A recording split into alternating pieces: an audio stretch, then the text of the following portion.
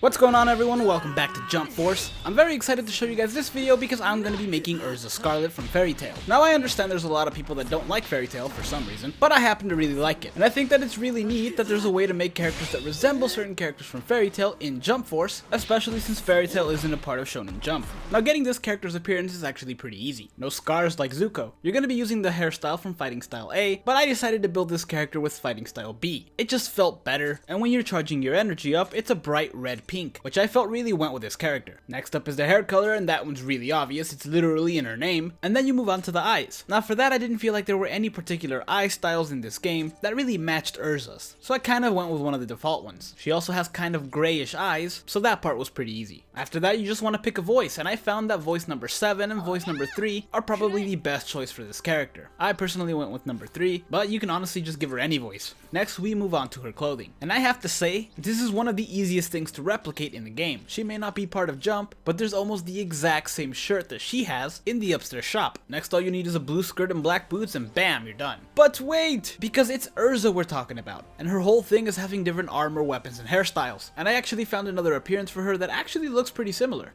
This time we're going to be recreating this Erza, which does require a different hairstyle. And I decided to go with the Yoroichi one. Sure, it does look a little bit different from the front, but most of the time you will be looking at this character from an angle or from the back, so don't worry about it.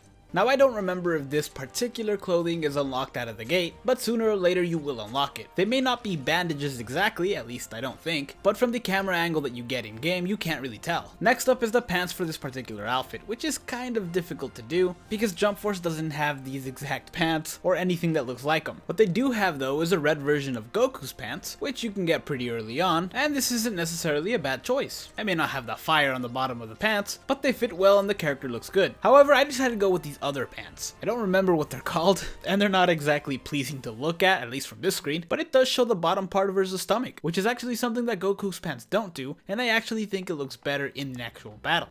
Alright, so there you have your two versions of Erza. But wait, I hear you asking, what about this character's moves? Well, Jimmy, we're getting to that. You see, Erza mainly uses weapons to fight, and not so much hand-to-hand combat, which is why I actually picked Fighting Style B, since the martial artists and the ninja styles look way too much like they belong to a master of hand-to-hand. As for the actual abilities, there's no shortage of sword abilities in this game. Sure, some of them may shoot beams out or have fire on them, but considering she's literally got thousands of weapons in her arsenal, I figured, you know, maybe 1 or 2 of them are on fire. I should note that I also have the Sandai Kitetsu mod by Gigo installed, which replaces the energy swords you would normally get with actual swords. I find that this makes this character look better when she's performing her attacks. And there you have it, that is how you create Erza Scarlet in this game. That said, she's known for a bunch of different hairstyles and a bunch of different outfits, so I'm sure there's different ways to create her in this game that maybe I didn't think of, but that's the joy of character creation. As for this though, I did end up liking the second version of this character better. It just looks cooler, honestly, but that's just one me's opinion. With that said, thank you guys so much for watching. I believe the next character I'll be creating is Hinata, who was actually supposed to be the second one I created, but I got ahead of myself and created Zuko. But let me know what other characters you want to see me create. I can't promise you I'll make them, but I'll give it a shot. Plus, with people creating mods for this game, who knows what we'll be able to create.